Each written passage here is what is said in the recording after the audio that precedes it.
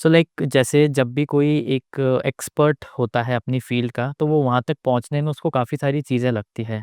जैसे let's say कि हम कोई लेट्स से हम आपकी फ़ील्ड का लेते हैं कि जैसे आप जब पियानो के लिए बैठते हो, तो आपको काफ़ी माइंड में प्रिपरेशन लगती है।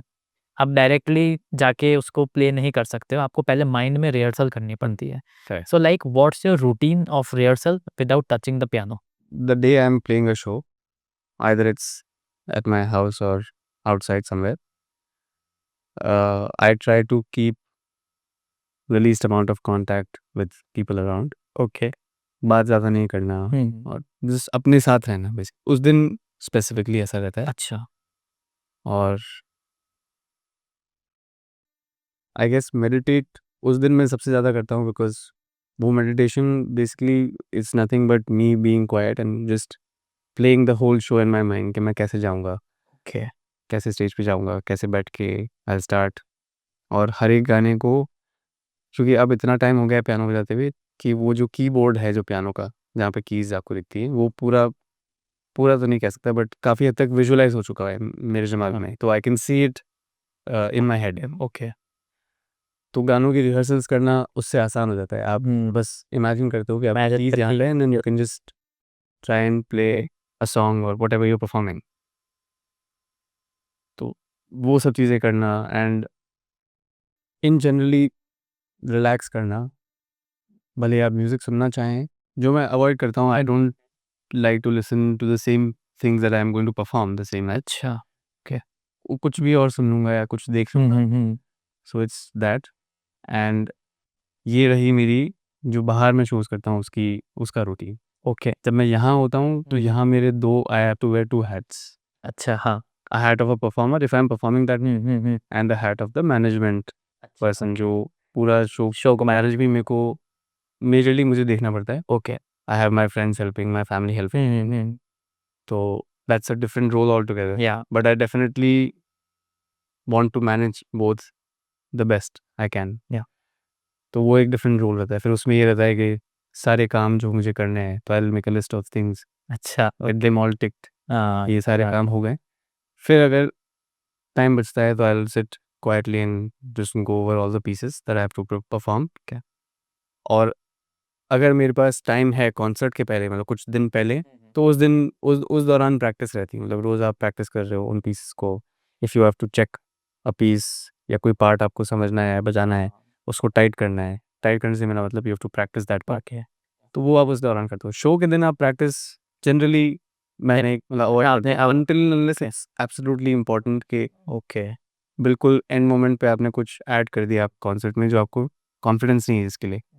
तो हुँ। वो सब चीज़ें आप चेक करते हो शो के पहले राइट, राइट। Performance wise. बाकी उस दिन I don't prefer playing much, क्योंकि एक तो रेस्ट भी चाहिए होता है हाथों को। हाँ, हाँ, हाँ, सही तो बात। फिर आप थकने से फिर your performance also hmm, suffers. Correct.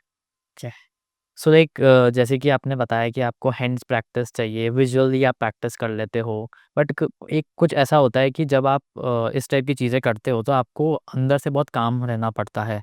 तो उस टाइप की चीज़ों में आप कैसे मैनेज करते हो? लाइक वाइज़ कि जैसे एक साँस पे कंट्रोल होना चाहिए जब आप प्ले करते हो। So like how this all happens?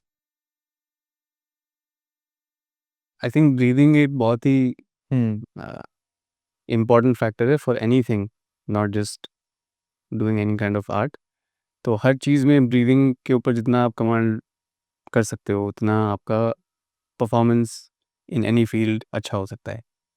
अगर वो पब्लिक स्पीकिंग है, एक्टिंग है, हुँ, एक्टिंग में तो ब्रीदिंग का बहुत बड़ा रोल है। सही बात। मेरे एनआईडी में एक वर्कशॉप हुआ था एक्टिंग का। It was a 1 week course hmm, hmm. And I regret missing 2 days of that because uh, पता नहीं उस टाइम मुझे इंटरेस्ट नहीं आ रहा था तो मैंने बंक कर ली क्लासेस। ओके। तो 4 दिन भी मैं गया तो वो 4 दिन जितना मुझे सीखने को मिला आई एम वेरी हैप्पी। तो उसमें सबसे इम्पोर्टेंट जो फैक्टर जो सबसे इम्पोर्टेंट एक एडवाइस दिया था वो यही था कि the day you will control your breathing hmm, और you will learn how to do it, that day half the things will be very easy. तो ब्रीदिंग एक बहुत इंपॉर्टेंट चीज़ है। तो पियानो प्लेइंग में भी अगर आप ब्रीदिंग आपकी कंट्रोल कर सकते हो and you can monitor that कि आप कितना इंटेंसली ब्रीथ कर रहे हो या फिर how calmly you are breathing, तो वो आपकी प्लेइंग में रिफ्लेक्ट करता है। And because music is it's a very dynamic, I would say music बहुत डायनामिक चीज़ है, तो उसके अंदर अलग तरह के ग्राफ्स होते हैं। There are lows and high, suddenly high हो जाएगा, हाँ, करेक्ट, फिर एकदम से डिप आएगा। आ जाएगा, राइट। तो उसके साथ साथ आपकी ब्रीदिंग भी फिर चलती है। अगर मैं कोई इंटेंस पार्ट बजा रहा हूँ, फॉर एग्जांपल अभी जो लास्ट शो था, उसके अंदर the last piece that I played with a few of my friends who were also with me, बहुत कमाल के म्यूजिशियंस हैं। तो we played a mashup of Dhoom का title track and pirates of the Caribbean. हाँ, ओके, अब धूम का जो टाइटल ट्रैक जो हमने जिस तरह से बजाया था वो काफ़ी रिलैक्स्ड मेलो ओके। साउंडिंग था।